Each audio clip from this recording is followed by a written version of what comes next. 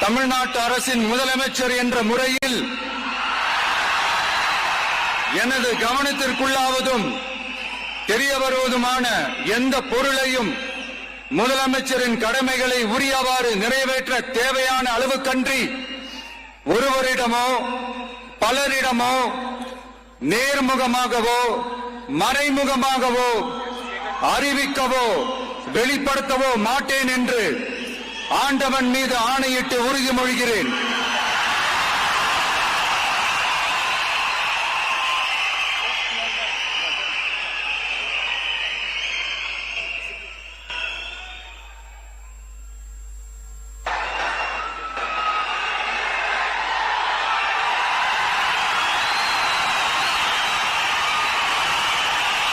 C Joseph Vijay எனும் நான்